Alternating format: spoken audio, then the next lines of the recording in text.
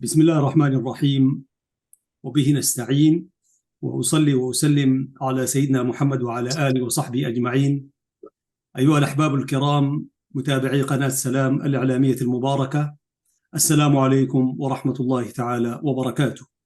نحييكم في حلقة جديدة في برنامج مع اللغة العربية، ودوما نبدأ بالآية من الذكر الحكيم. يقول الله سبحانه وتعالى في محكم تنزيله: لسان الذي يلحدون إليه أعجمي وهذا لسان عربي مبين. ويقول الحق سبحانه وتعالى: وإن المساجد لله فلا تدعوا مع الله أحدا. اليوم أنا سعيد ومسرور جدا أن ألتقي بأخي في الله، وكذلك في الإنسانية والوطن، الشيخ آدم صالح، الرجل الصالح الذي عرفناه في مدينة ملبورن هنا منذ 8 سنين. شيخ آدم، مرحب بك في قناة سلام الإعلامية المباركة التي تعنى بالدعاء والإسلام واللغة العربية. بسم الله، الحمد لله، والصلاة والسلام على رسول الله صلى الله عليه وسلم. مرحبا أخ أحمد، ومرحبا بقناتكم الكريمة، وأهلا وسهلا، وأنا لي الشرف بأن أكون معكم الليلة. بارك الله فيك.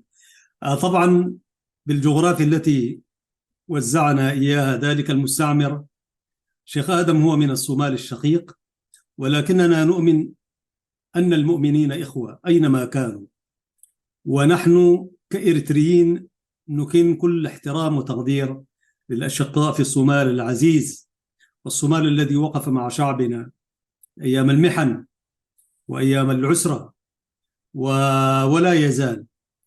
حقيقة أنا تعرفت على الشيخ آدم صالح في بيت من بيوت الله، وهذا شرف عظيم. وفي ذات الوقت كذلك يعني نحن نعلم أن الجامعة الكبرى للإسلام والمسلمين هو بيت الله، المساجد، واللغة العربية التي نعمل بها ولها ومن أجلها يعتبر المسجد وبيوت الله جميعا، أيا كان صغيرا أو كبيرا، هو ذلك المعهد الأصيل الذي يعني يدعو إلى اللغة العربية، وتتلى فيها آيات الله، وتقام فيها الصلوات والدعوة إلى الله، على الرغم من أن بلاد الغربة يعني سلبت مننا هذه اللغة، ونستمع إلى لغات غير العربية وغير اللغات الوطنية الأخرى. ولكن هذا أيضا شكل من أشكال نشر الدعوة إلى الإسلام والجهاد في سبيله. شيخ آدم، مرحب بك. أولا، علاقتك بالشعب الإريتري منذ الشباب واليوم، كيف يمكن أن تتحدث عنها؟ أخي، بارك الله فيك، الله يسعدك ويكرمك على هذا الإطراء الجميل. علاقتي بالإخوة من إريتريا علاقة قديمة في الحقيقة، لأنني عشت معهم كثيرا، ليس في أستراليا فقط، وإنما عشت معهم أيضا في دول الخليج العربي التي قضيت فيها بعضا من الزمن. لقد عشت في دولة الإمارات العربية المتحدة حوالي 20 سنة. يا سلام. خلال هذه الفترة تعرفنا على إخوة كثيرين وعشنا معهم هناك أيام الكفاح وأيام النضال، وكان لي الشرف في أن أقابل الله يرحمه عثمان صالح سبي في الإمارات. يا سلام. رحمة الله عليه رحمة واسعة، حيث زارنا. أنا كنت طالب وقتها في جامعة الإمارات، في جامعة العين، وسيادة المناظر رحمة الله عليه رحمة واسعة جاءنا في زيارة في هذاك الوقت، وتعرفنا عليه هناك. وكان لي كثير من الزملاء والمدرسين أيضا من إريتريا. أخي، الشعب الإريتري نحن نعتبره إخوة لنا أعزاء جدا، لأننا شاركناهم في النضال وشاركونا هم أيضا في كثيرا من الأمور. يا سلام، بارك الله فيك. شيخ آدم، طبعا هو سكرتير لجنة المسجد في نورث ميلبورن، اللي هو مجلس لجنة أمسا، وهو سيحدثنا عنها. ومعروف أنه في نورث ميلبورن معروف المسجد هو مسجد الصومال، ويعتبر من أكبر المساجد، واحد من المساجد الكبرى في هذه المدينة، مدينة ميلبورن التي بها قرابة 5 مليون، يعني أكثر من الشعب الإريتري في هذه المدينة التابعة لولاية فيكتوريا. وما تأتي إلى كل جمعة في مسجد الصومال في نورث ميلبورن هنا يعني، والجمعة عيد طبعا، ولكن والله تحس كأنك في يوم عيد فعلا، يعني جموع هائلة. ويؤكد لك مسجد الصومال هو فعلا إنما المؤمنون إخوة. تشوف المسلمين ديل من كل بلاد الدنيا، صومال، إريتريا، إثيوبيا، الخليج، باكستان، الهند، بنغلاديش، الصين، اليابان، يعني ذلك الفسيفساء من المسلمين تلاقيهم في هذا المسجد. وما شاء الله الخطبة فيها 3 لغات أقل شيء، يعني العربية والصومالية واللغة الإنجليزية. شيخ آدم كده حدثنا عن هذا المسجد، كيف يعني، والمؤمن طبعا دائما المسجد هو بيته ومعهده، فكيف اهتديتم؟ أول متى وصلت إلى هذه البلاد شيخ آدم؟ أخي أنا وصلت إلى هذه البلاد في العام 2000. صار لي في ملبورن حوالي الآن 23 سنة. 23 سنة، ربع 23 سنة، ما شاء الله، ربع قرن. نعم. طيب في ذلك الوقت كان كيف المساجد لما جيت قبل 23 سنة في مدينة ميلبورن؟ في مدينة ملبورن كان في مساجد، ولكن زي ما تعرف أنت إنه جاليتنا الشرق أفريقية بشكل عام تعيش في مناطق متجاورة وما كان فيها مساجد.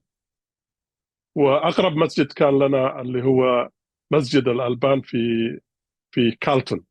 يعني في كالتون أنت تحتاج أن تسوق مسافة علشان تصل إلى هذا المسجد. نعم.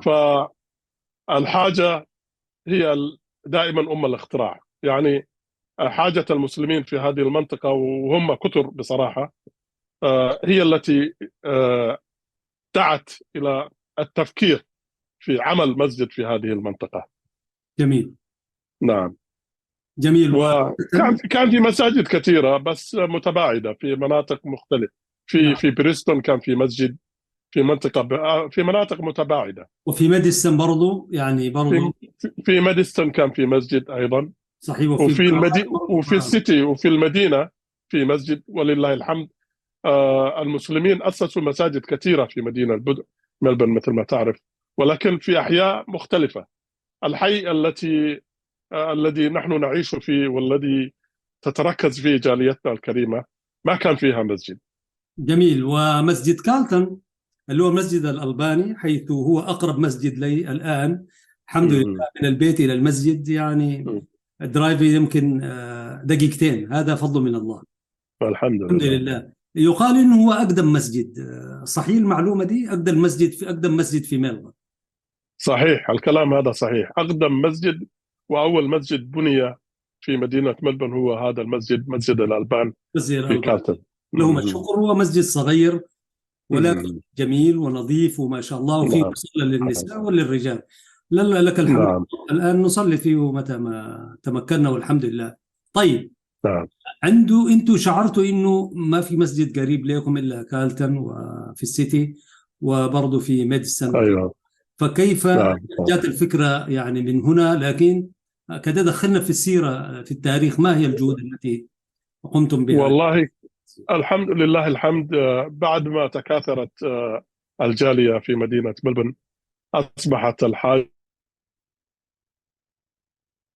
نعم إلى حاجة ضرورية. فالإخوة جزاهم الله خير أسسوا جمعيتين، جمعية باسم الأنصار، جمعية الأنصار، وجمعية أخرى باسم أمسى الذي هو الاسم الحالي. نعم. جمعية الأنصار هي أقدم جمعية إسلامية بالنسبة للإخوة الصوماليين في مدينة ملبورن. تأسست في التسعينات في بداية وصول أبناء الجالية إلى مدينة ملبورن كلاجئين. بعد ما تأسست هذه الجمعية اهتمت في الأمور الاجتماعية واهتمت في أمور الدعوة واهتمت في أمور التعليم، خاصة للقرآن الكريم للأولاد. نعم. فأسست مراكز مستأجرة في عدة أماكن في مدينة ملبورن، وكانت تمارس نشاطها من خلال هذه المراكز المستأجرة. أنا لما وصلت البلد كانوا مستأجرين محل في منطقة كنسنتون، وكانوا يصلون فيه الجمع والجماعات، ولكن نظرا لكثرة المصلين ما كفى هذا الموقع، وبالتالي كان في بعض الأحيان الناس تصلي خارج المركز، مما سبب لنا المشاكل مع الجيران، خاصة الناس الغير المسلمين. نعم. وأدى ذلك إلى إغلاق هذا المركز مع الأسف الشديد. وكان ذلك في العام تقريبا 2004 2005 2004. نعم. بعد ذلك في العام 2005 تم افتتاح مركز مؤجر آخر في منطقة نورث ملبورن. جميل. اللي هو بجانب المركز الحالي على عدة بنايات. هذا المركز استمرينا فيه إلى حوالي 5 سنوات 4 سنوات، إلى أن تمكنا في الأخير من شراء هذا المركز الذي نحن فيه الآن، ولله الحمد. تم شراء الأرض. الحمد لله. مساحة الأرض كم فدان؟ لا، بالمتر المربع 3900 متر مربع. ما شاء الله. مسافة غير بسيطة. نعم، مسافة غير بسيطة، وإذا ما غلطانين يمكن 3 أفدنة يعني. إذا نعم، مساحة ما شاء الله أنت شفتها واسعة وكبيرة جدا. كبيرة، ولا زال يعني المساحات، ويعني حتى الآن طبعا يعني ربما تكون في مشاريع مستقبلية حيحدثنا عنها شيخ آدم، لكن هي على طبيعتها موجودة. وإذا تم يعني عمل باركينج تحت وطوابق وبتاع، يعني إن شاء الله يمكن مركز عالمي كبير بحوله تعالى. طيب شيخ آدم، حتى لو ما ذكرنا القيمة المالية التي تم بها الشراء، لكن كيف استطعتم أن توحدوا كلمة المسلمين كلهم طبعا، والمسلمين كلهم ساهموا؟ نعم. المركز وإن كان هو الآن اسمه مجلس الصومال، لكن كل المسلمين في المنطقة ساهموا فيه، ومن بينهم الإريتريين، وده حقيقة يمكن أكيد. آدم ولنا الشرف في ذلك والحمد لله. كيف كده إيش الخطوات اللي عملتوها؟ ما سهل إنك دار تجمع قروش ودار تشتري أرض وكده. والله يا أخ أحمد، مثل ما قلت العملية كانت صعبة. استمر عملية تجميع الفلوس، المبالغ المطلوبة من بداية وصول الإخوة إلى أرض ملبورن. يعني بدأ التجميع في التسعينات. يعني وقت ما كنا نستأجر كنا نجمع من أجل أن نمتلك أرض ومبنى. وصحيح أنت مثل ما قلت إنه المبادرة كانت من الإخوة الصوماليين، لكن الإنجاز الفعلي ليس للصوماليين وحدهم، كان للإخوة من الجالية الإريترية تقريبا مساهمة غير يعني واضحة جدا، واضحة وبشكل كبير جدا. يعني ممكن نقول نحن أخذنا الاسم، ولكن هذا مسجد للإريتريين والصوماليين بصراحة. يعني يا سلام. نحن كانت لنا المبادرة، ولكن التحقيق الفعلي تم من أبناء الجاليتين بشكل عام. ما شاء الله. بشكل عام الجالية الإريترية والجالية الصومالية مساهمين في بناء هذا المركز الإسلامي. ومن بعد ذلك تأتي الجاليات الأخرى. نحن مشينا مسافات طويلة ورحلنا إلى بلدان الخليج، واستطعنا تأمين بعض المبالغ. تقريبا نصف قيمة هذا المركز كانت من تبرع المحسنين في دولة الكويت.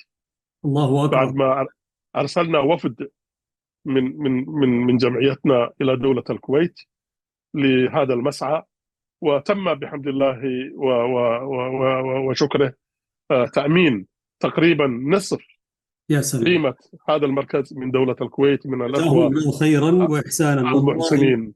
ليس نعم. سهلا، ليس سهلا عزيزي المشاهد. ربما أنت تشاهدنا اليوم في بلاد عربية وبلاد إسلامية، بتفتكر المسجد ده يعني عادي جدا، ما صليت هنا تمشي تصلي هنا وبتاع.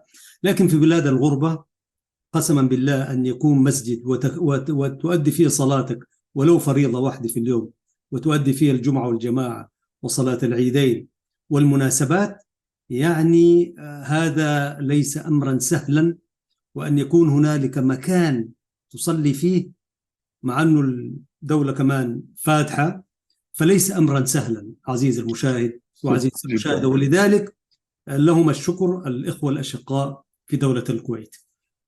ممكن تحدثنا عن قيمة المبلغ الذي تم الشراء إذا ما في مانع؟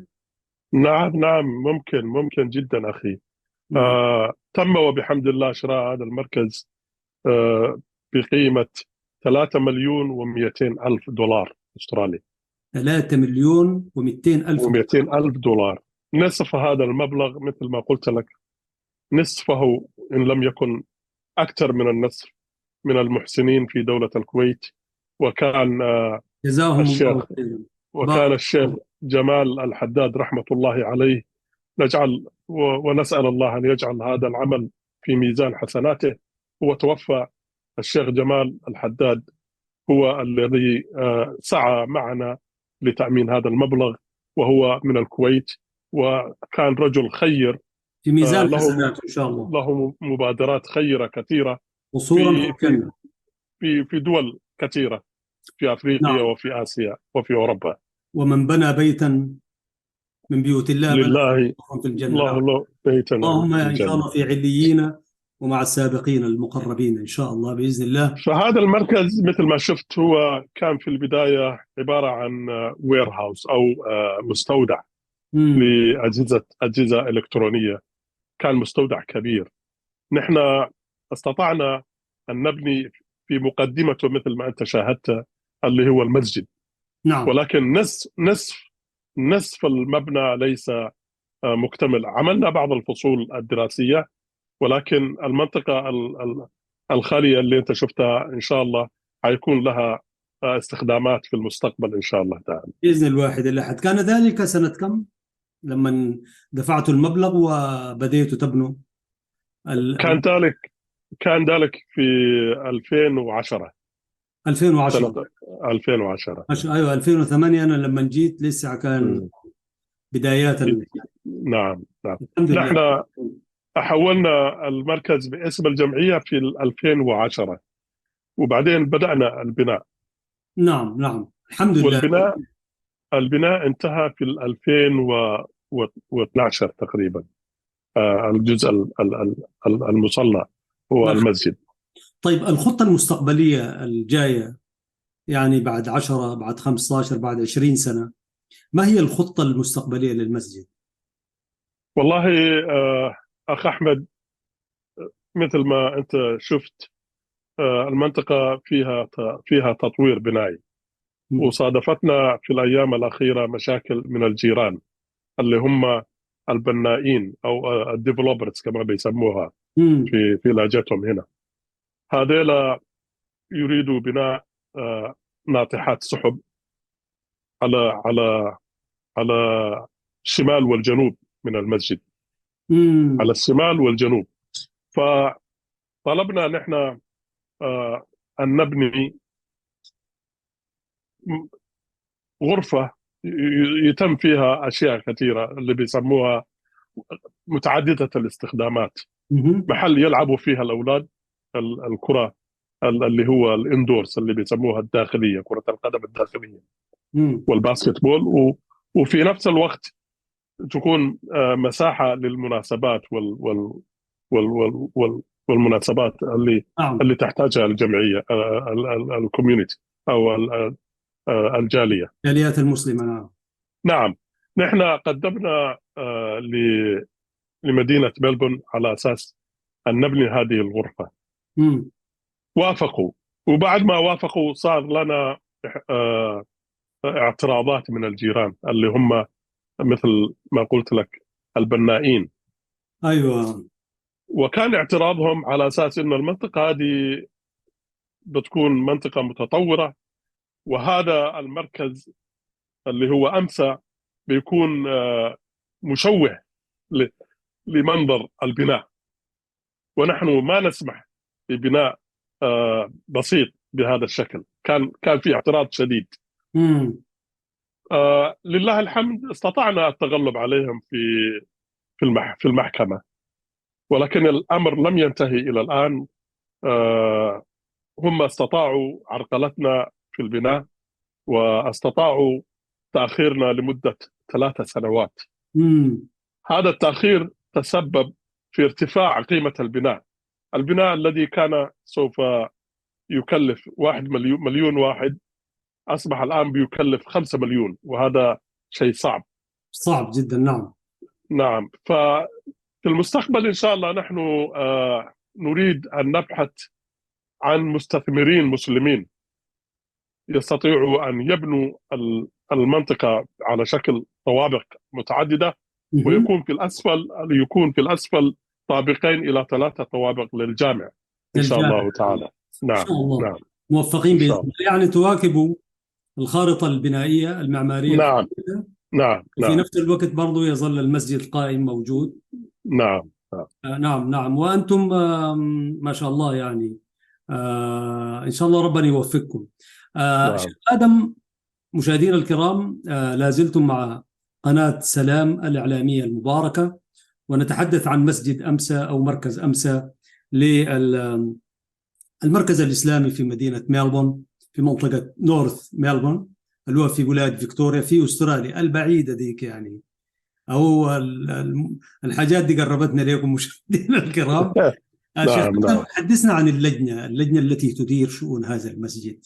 من كم واحد أنتم؟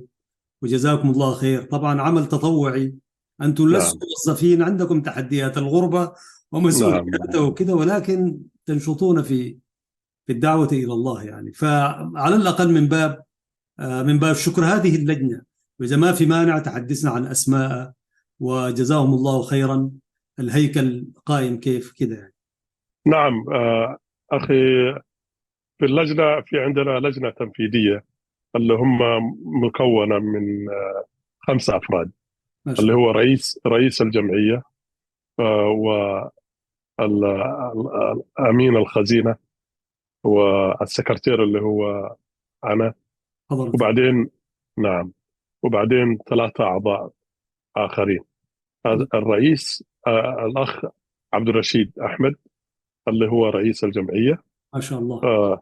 أمين الخزينة الدكتور عبد الرحمن عنود، والسكرتير آدم صالح، والشيخ ابن عمر عضو لجنة، والشيخ محمد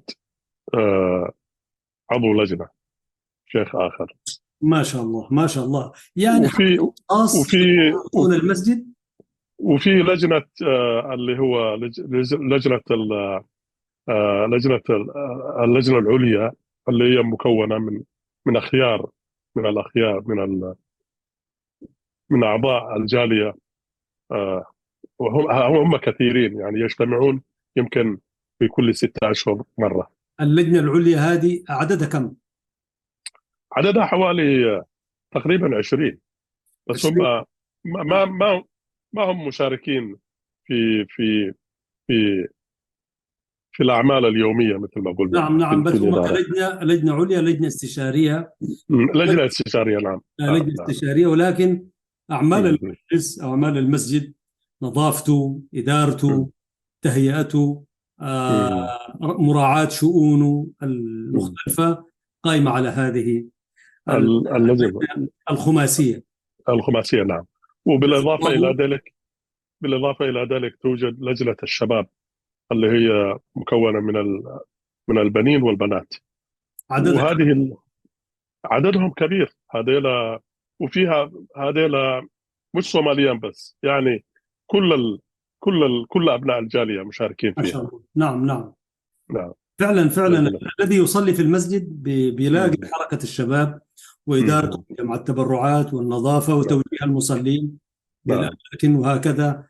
يعني وما شاء الله. يعني هذا المسجد عزيز المشاهد يعني فيه المنافع مريحة، وأماكن الوضوء مريحة، وما شاء الله كل الخدمات، المنشفات موجودة والماء موجود، يعني خير من الله سبحانه وتعالى. طيب شيخ آدم، طبعا يعني المسجد برضو فيه نفقات، يعني فيه فواتير مم. كهرباء وماء وغاز كمان يعني، وماسلة يعني. وبعدين مسجد ما شاء الله كبير، والغاز ده إذا اشتغل وبعدين الهيتر كمان أيام الشتاء، وهذه البلاد شتاءنا طويل عزيزي المشاهد، فالمكيفات والكهرباء والإضاءة يعني برضو هذه مكلفة.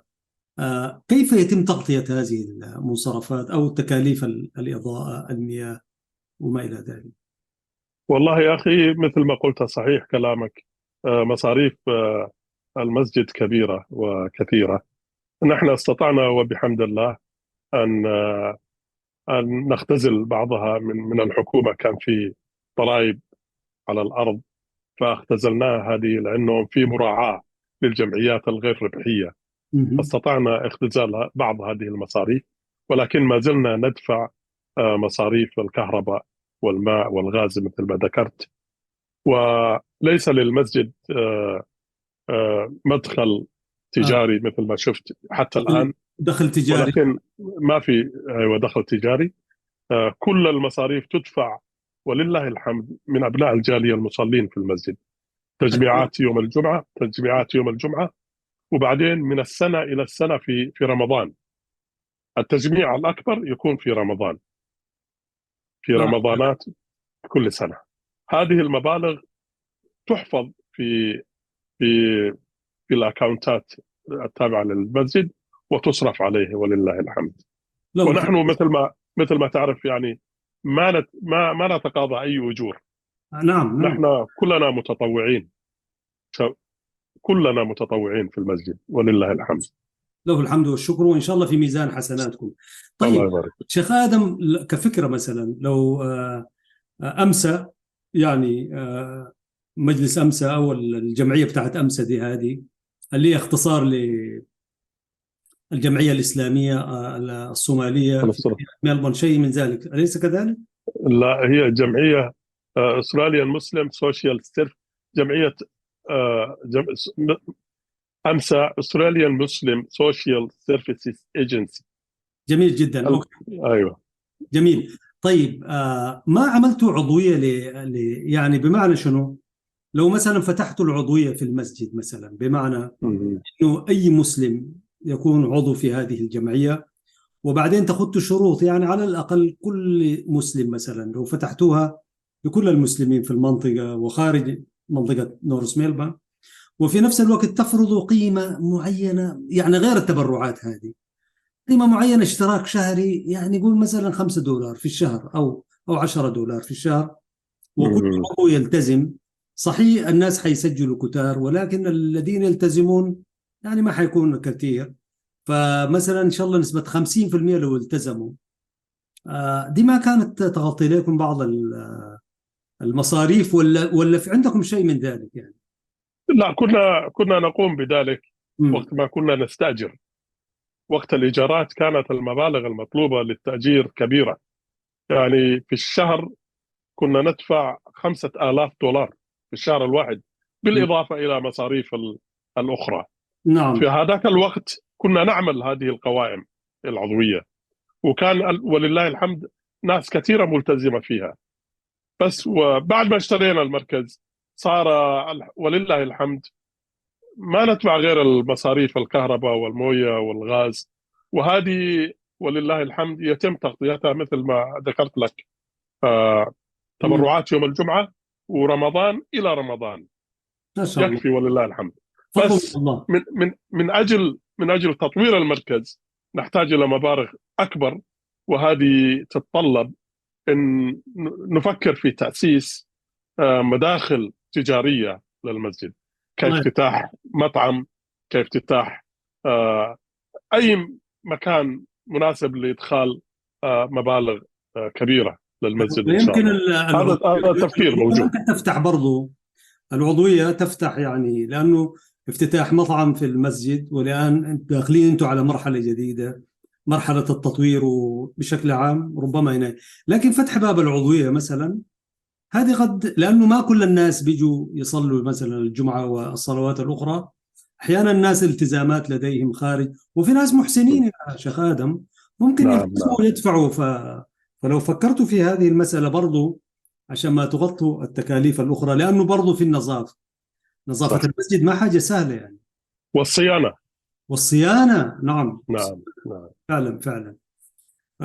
بارك الله فيكم، وإن شاء الله في ميزان حسناتكم.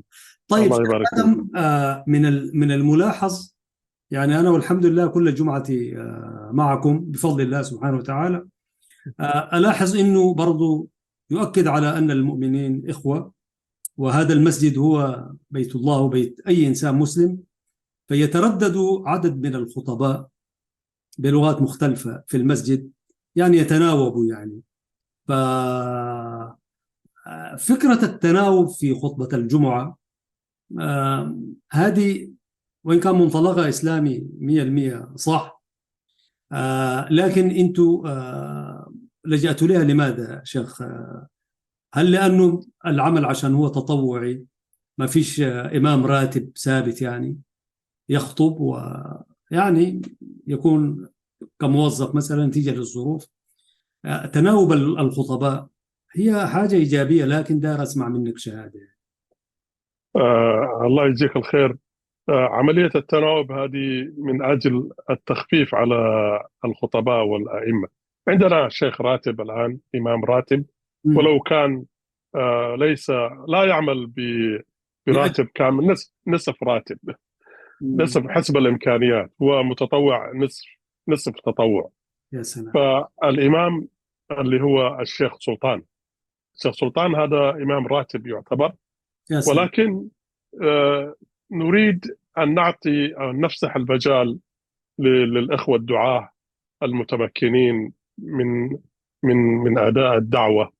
نريد أن نفسح لهم المجال، فعندنا مجموعة من الأئمة أو الخطباء ثابتين، مثل ما شفت الشيخ عبد الرحمن مجن، الشيخ حسن قبريسي من إريتريا، إريتريا نعم. آه، نعم، والشيخ سلطان. هذيل الثلاثة ثابتين، بالإضافة إلى نستطيع إذا استطعنا أن نؤمن بعض الأحيان من مساجد أخرى نحضرهم أيضا إلى المركز.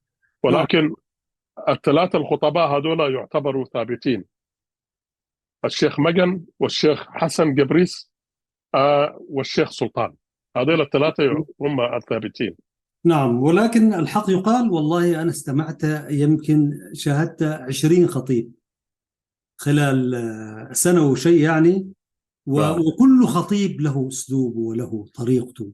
شيء جميل يعني بالمناسبة التناوب وتغيير ما داير أقول الوجوه، لكن هذه منابر يعني الدعوة فيها إلى الله فيها أجر نعم نعم نعم. يعني ما شاء الله يعني. آه نحن نعطي الفرصة للأخوة الزائرين من مدن مثلا من سيدني، من كوينزلاند، إذا أجوا إخوة دعاة نعطيهم الفرصة. وحتى من وإذا خارج كان في أستراليا أنا استمع. وحتى إذا في زوار من خارج، وأحيانا نكفل بعض، وقت ما كانت العملية سهلة، الآن أصبح الأمور شوية فيها صعوبة. نكفل بعض الأشياء، المشايخ في كل سنة كنا نكفل 2 أو 3 من المشايخ يجوا من الخارج، من أوروبا ومن أمريكا، كنا نكفلهم. ولكن الآن فيها شيء من الصعوبة، ولكن إذا تمكنوا من الحضور نسمح لهم إن شاء الله تعالى في ممارسة الدعوة داخل المركز. ما شاء الله تبارك الله. كان هنالك مؤذن إريتري، شيخ فاكاي سوري، كنت بشوفه دائما. الشيخ الشيخ محمد نور أبو خالد، أبو خالد مسافر هذه الأيام أليس كذلك؟ مسافر، إنه في السودان الآن. ما شاء الله. له التحية شيخ، والله. المسجد يشتاق إليك يا شيخ فاكاي. والله نشتاق إليه، ونحن على اتصال به دائما، وهو الحمد لله مبسوط موجود في السودان، في منطقة بعيدة عن الحروب الحاصلة. نسأل الله سبحانه وتعالى أن يسهل الأمور في السودان، آمين. وأن يرجع السلام إليها. هو الآن موجود في منطقة بعيدة مثل ما قال لنا. حاولنا الاطمئنان عليه، فقال لا تخافوا، أنا موجود في منطقة الحمد لله في أمان، بعيدة من الحروب. وهو بعيدة من الحروب. وكذلك أخونا جمال برضو مؤذن الجمعة، برضو هو مسافر هذه الأيام، يبدو لي مشى إريتريا، يبدو لي. نعم نعم نعم، الأخ جمال من المساهمين في نظافة المسجد وفي الآذان وفي ترتيبات كثيرة، وهو بارك الله مسافر فيه. الآن إلى إريتريا. نعم. يا سلام، بارك الله فيه، وأحسن الله إليكم جميعا يا شيخ آدم. وزي الله ما يبارك فيك. قلنا عزيزي المشاهد، هذه المساجد يعني هي البوتقة التي تخرج الدعاء والملتزمين. كذلك ألاحظ برضو شيخ آدم، أنتم بتعطوا الفرص للشباب. استمعت لكذا شاب هم يخطبوا في صلاة الجمعة، وهنالك الحفاظ. نحن لسه ما جينا في نشاط المسجد غير الصلوات، وإن شاء الله نعم ستكون في الحلقة القادمة بحوله تعالى. إن شاء الله. اهتمامكم بالشباب ما هو منطلقه شيخ آدم؟ والله يا أخي، مثل ما تعرف في بلاد الغربة هنا مم. الشباب هنا تقريبا يستسهلوا التحدث باللغة الإنجليزية، ويستصعبون الدعوة إليهم بلغات اللي كنا نتكلم فيها في بلادنا، في لغاتنا أو في لهجاتنا الصومالية أو الإريترية أو العربية حتى. فمن هذا المنطلق نحن أرسلنا العديد من الشباب للدراسات الإسلامية في السعودية. مم. منهم من تخرج ومنهم من ما زال يدرس، ونحن على أمل إن شاء الله إذا توفقوا جميعا وتخرجوا وأن يأتوا إلى المركز ويساهموا في الدعوة فيه. من هذا المنطلق أن نعطيهم الخبرات حتى لا يكون شيء، حتى نخفف عنهم الصعوبات. فالشباب هم المستقبل نعم. لهذا المسجد إن شاء الله تعالى. من هذا المنطلق نحن نعم. نعطيهم الفرص. ومعروف أنه في تاريخنا الإسلامي يعني عندما التحق الشباب بالإسلام في مستهل الدعوة، نعم يعني قفزت نعم راية نعم الإسلام إلى أعلى، نعم وقبلوا أولئك الشباب من الصحابة رضوان الله عليهم نعم ما نعم. لحقهم، يعني حتى سيدنا عمر الخليفة يعني أمير المؤمنين يعني كان في رعاية شبابه يعني في الثلاثينات يعني. نعم نعم نعم نعم نعم وكلما أنفق الخليفة عمر بعد الإسلام 30 سنة يعني، توفي في نعم نعم الستينات، وأميرا للمسلمين 10 سنين فقط يعني. نعم نعم نعم. طبعا والنبي صلى الله عليه وسلم فيما روي عنه يعني نصر بالشباب يعني، ولذلك أكيد أكيد. الالتفات إلى الشباب هذه سنة حميدة شيخنا العزيز. ونحن في برنامج مع اللغة العربية لماذا نهتم بالمساجد؟ لأن المساجد هي المعاهد والجامعات التي تدعم هذه اللغة وتدعم فكرها ورسالتها. وشيخ آدم طبعا كمعلومة نقول هو الناطق الرسمي أو وزارة الإعلام يعني. يعني نعم نعم. المعلومات الموجودة بارك الله فيك، يعني أنت الله يبارك أن فيك. تستمع إلى شيخ آدم بعد كل صلاة جمعة يعلن ويترجم باللغة الإنجليزية والعربية الجميلة عنده الله يبارك فيك. والصومالية، إذا في أي يعني نعم نعم أخبار ومعلومات. هذه نعم. طبعا إحنا كإعلاميين بنشوفها وزارة يعني، ولذلك أشكرك عليها شيخ آدم. الله يبارك فيك. الله يبارك فيك. هذا الله غير يجزيك الخير. البث المباشر اللي بتعمله شيخ آدم. كده حدثنا أثناء الخطبة، صلاة الجمعة والخطبة تبث نقل مباشر، أين تنشر هذا البث نعم، المباشر؟ نعم. بدأنا من فترة آه، تسجيل كل الأنشطة اللي هي المحاضرات مم. والخطب والدروس التي تنطلق من المسجد، نسجلها. فكرنا في تسجيلها وبثها مباشرة عبر آه، الفيسبوك واليوتيوب. في فيسبوك صفحة فيسبوك للمسجد، وفي شانل اللي هو اليوتيوب مباشرة. كل خطبة نرسلها مباشرة إلى هذين الاثنين في الفيسبوك واليوتيوب. اللي هو أمسى، لو كتبوا أمسى في الفيسبوك واليوتيوب. أمسى، نعم أمسى. إذا حطيت أمسى مسجد تلقى إن شاء الله تعالى. مين السبيلنج حق أمسا، آدم؟ AMSSA، هذه أمسا. نعم. مسجد MSAJID،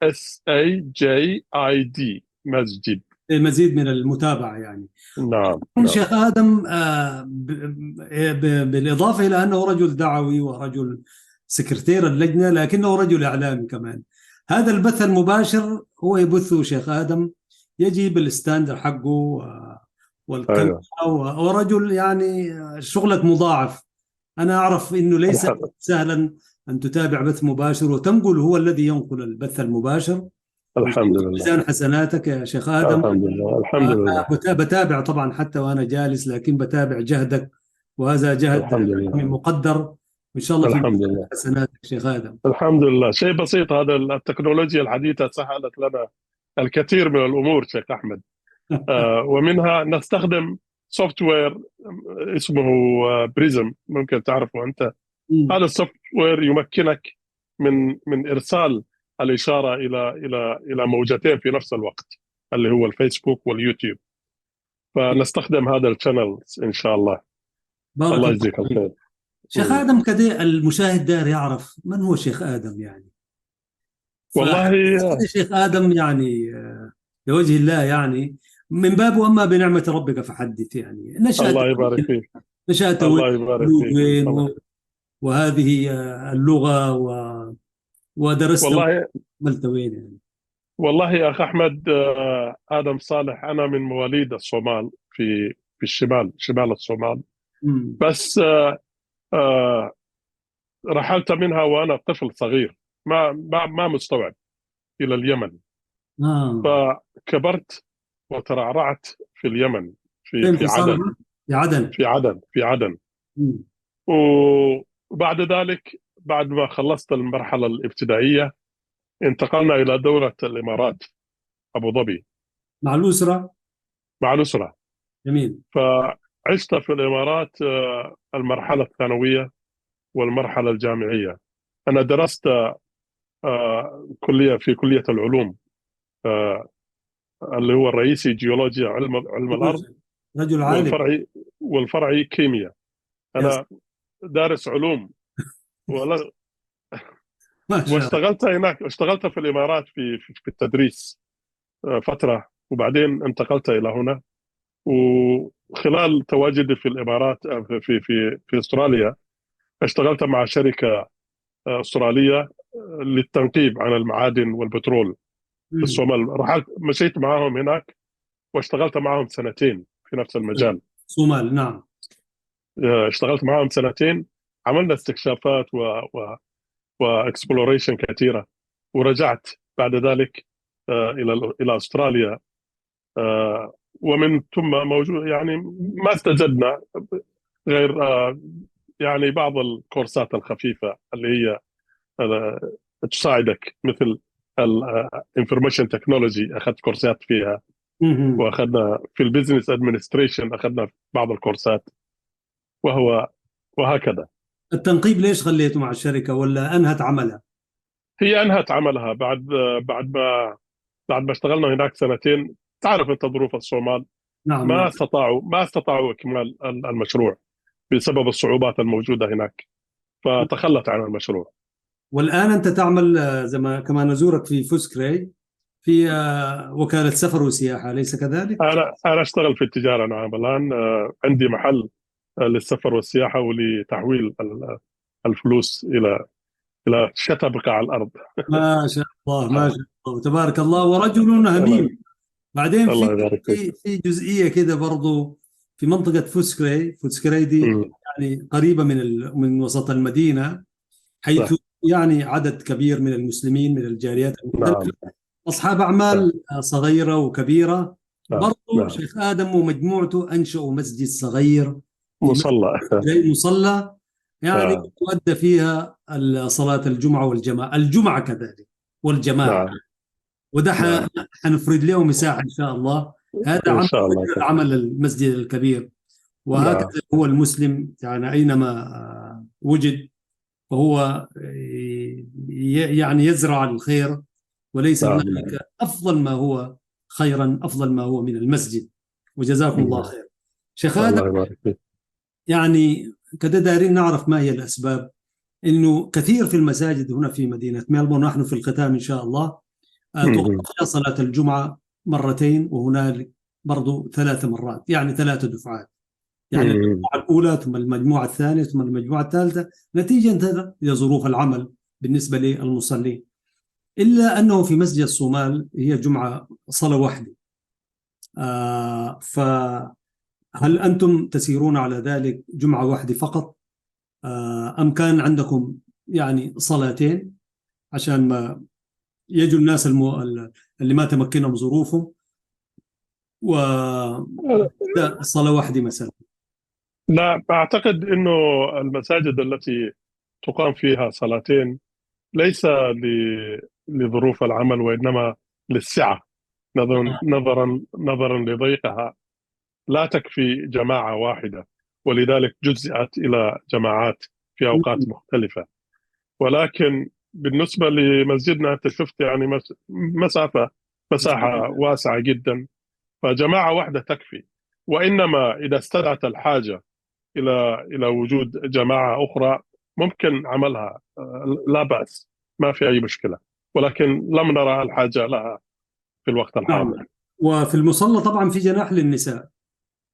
أكيد، دائما النساء هم عمود المجتمع، وهذا المركز بني بفضلهم ولله الحمد. معظم الفلوس اللي جمعناها من اللوكال أو من الجالية في أستراليا ساهمت فيها الأخوات المرأة ما شاء الله من الصومال ومن إريتريا برضو مساهمين فيها. وله الأيادي البيضاء والله للنساء أكثر من الرجال. ما شاء الله. ربنا يجزيهم الخير ويبارك لهم في بيوتهم، في أزواجهم وفي أولادهم. أخوات نسيبة وعائشة، ما شاء الله، ربنا يزيد إن شاء الله ويحفظهم بحوله تعالى. شيخ آدم، نحن في ختام اللقاء، أنا أشكرك باسم كل المتابعين، وهذه بداية حلقة. في الحلقة القادمة إن شاء الله سندخل المسجد الثاني، مسجد أمسى، المسجد الصومال في نورث ميلبورن. سنتحدث عن الأنشطة التي تقومون بها، سواء كان في رمضان، في الأيام العادية، إن شاء الله الدروس الخاصة باللغة العربية والعلوم الإسلامية والدورات وما إلى ذلك. ثم بعد ذلك نعرج على مسجد فوتسكري إن شاء الله تعالى، نفرد حلقة أخرى لوحدها إن شاء الله تعالى. طيب. إن شاء الله. هل تود شيخ آدم أن تقول شيء للمشاهد الكريم الذي يشاهد هذه المقابلة على الساتلايت في التلفزيون وعلى الإذاعة كذلك فيما أظن؟ فلو عندك كلمة تقولها لقناة سلام الإعلامية، ونحن سعيدين بلقائك معنا شيخ آدم. كل التحيات وكل الشكر لقناة سلام الإسلامية، ونشكركم ونشكر الأستاذ أحمد على إتاحة هذه الفرصة الكبيرة لنا، ونتمنى إن شاء الله تعالى أن نلتقي بكم في حلقات أخرى. وأرجو من الإخوة المستمعين والمشاهدين أن يدعوا لنا إن شاء الله تعالى. دعواتكم لنا هي التي سوف تدفعنا إلى العمل الخيري المزيد إن شاء الله تعالى. ونسأل الله أن يتقبل منا ومنكم ويصلح أحوالنا وأحوال المسلمين جميعا، خاصة في هذه الأيام. نرجو من الله أن يكون في عون أخواننا في غزة لما يتعرضون له من الأذى الشديد. نرجو من الله سبحانه وتعالى أن يخفف عنهم وأن ينصرهم وأن يأويهم وأن يحفظهم وأن يسلمهم من الأذى. بارك الله فيك أخ أحمد، الله يجزيك الخير. بارك الله فيك شيخ آدم، وإن شاء الله نلتقي بك في حلقة مقبلة. وفي الحلقة المقبلة إن شاء الله ستحيي أشقائنا وأهلنا وأحبابنا باللغة الصومالية. على فكرة أنا أحب اللغة الصومالية رغم أنه ما بفهم منها، لكن فيما يتعلق بالدين وكده عشان الواحد برضه يفهم الحديث والقرآن وكده بتاع، يعني يخمن الحديث وكده نعم. لغة رجال فعلا، والله لغة الله يبارك فيك، يشعرون بالقوة والشجاعة والرجولة يعني. هي لغة بسيطة أخ أحمد، يعني أعتبرها أنا لهجة لأن فيها الكثير من المفردات العربية والمفردات الإنجليزية، هي كولكشن. نعم. اللغة الأصلية انتهت، اضمحلت. بالله إن هي شاء الله كولكشنال. نعم نستمع نعم، إليها في الحلقة المقبلة. إن شاء الله إن تعالى. شاء الله برضو حنركز على التبرعات والنفرات الخيرية اللي بتعملوها في المسجد لتقديم المساعدات في الكوارث. نعم، ويعني سنتطرق إلى إن شاء الله كثير من تعالى. الأعمال الخيرية التي إن يقوم شاء بها الله تعالى. المسجد. هكذا أيوة. أيها الأخوة المشاهدون، يعني جلسنا مع الشيخ آدم صالح، سكرتير لجنة مسجد أمسا في نورث ميلبورن في مدينة في مدينة ميلبورن في ولاية فيكتوريا في أستراليا. وهذا من أكبر المساجد الموجودة في المدينة. وسعدنا بلقائك شيخنا العزيز، وجزاكم الله خيرا وإحسانا. يقول الله سبحانه وتعالى في محكم تنزيله: لسان الذي يلحدون إليه أعجمي وهذا لسان عربي مبين. صدق الله العظيم. تحياتي أحمد شريف، وتحيات شيخنا آدم صالح، وتحيات فريق العمل الذي يقوم بالمونتاج والإخراج ويقدمها لكم بالشكل الذي ترونه. جزاهم الله خيرا وجزاكم الله خيرا، والسلام عليكم ورحمة الله وبركاته.